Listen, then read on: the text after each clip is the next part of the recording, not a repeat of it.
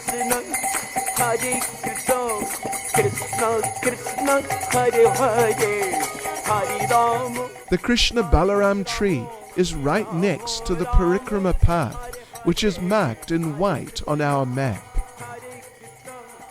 The tree is number 9. The Krishna Balaram tree was actually 2 trees which had grown intertwined with each other.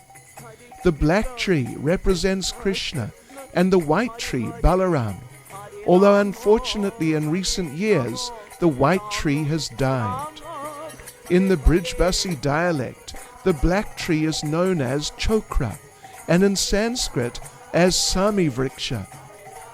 Its wood has the mystical quality of producing fire when pieces are rubbed together, and therefore has traditionally been used in the process of fire sacrifice. The beans from the tree are sweet and edible, and are sometimes referred to as Vraja chocolate. The white tree was a peepal tree, which is famous as a sacred banyan tree, known in Sanskrit as Ashvat.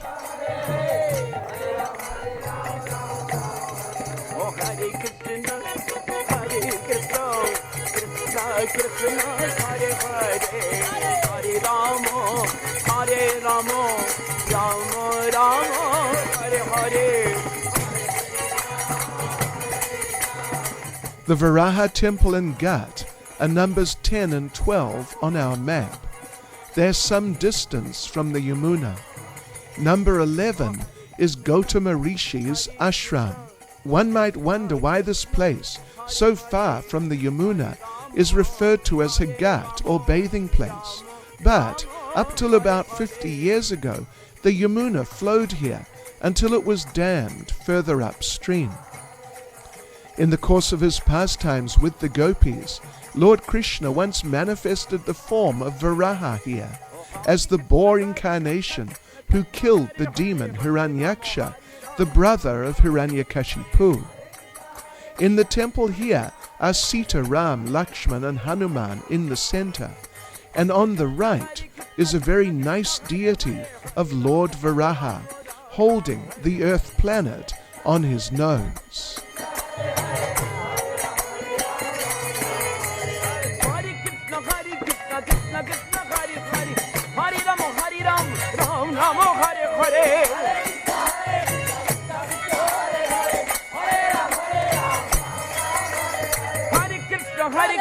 Krishna Krishna Hare Hare, Hare Ram, Ram Ram Hare Hare.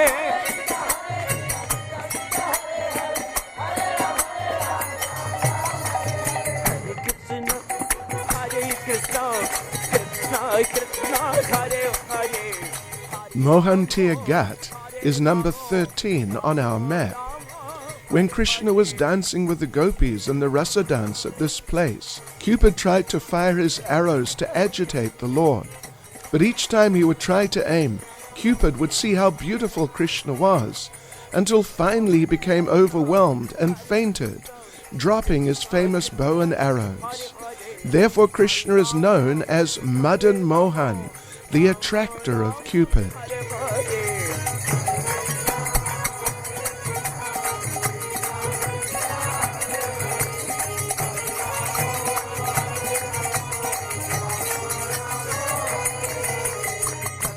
We move on to the east until we reach Kaliya Ghat, where the famous pastime of Lord Krishna subduing the Kaliya serpent took place.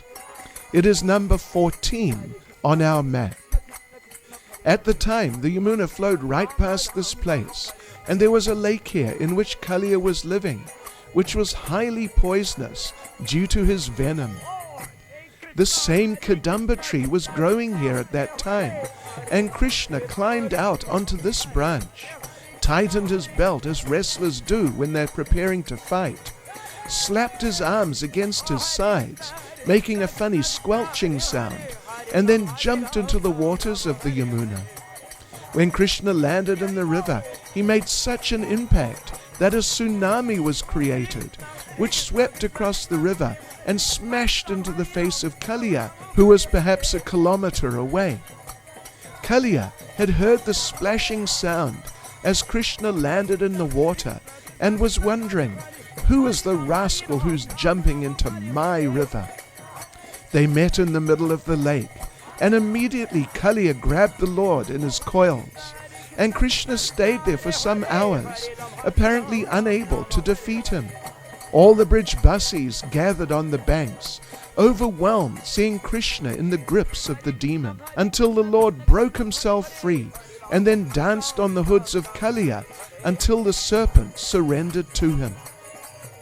Near the tree is the small informal temple in which we find a deity of Lord Krishna dancing happily on the hoods of Kaliya.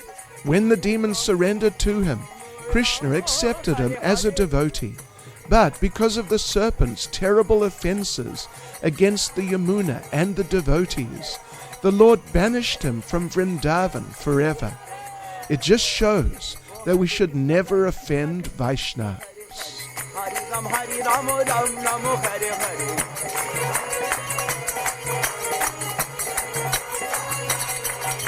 Oh, Hare Krishna, Krishna Krishna, Hare Hare. Hari Ram, Ram Ram, Hare Hare. Immediately behind Kaliya Ghat is the samadhi of the great devotee Prabodhananda Saraswati, who was the uncle of Srila Gopal Bhatta Goswami of the 6 Goswamis. It is number 15 on our map. He wrote Vrindavan Mahim Amrita, a long and beautiful glorification of Vraja and the value of staying there. In it he says, I am not strong enough to go to the far shore of the great nectar ocean of Vrindavan's glories. Who can go there?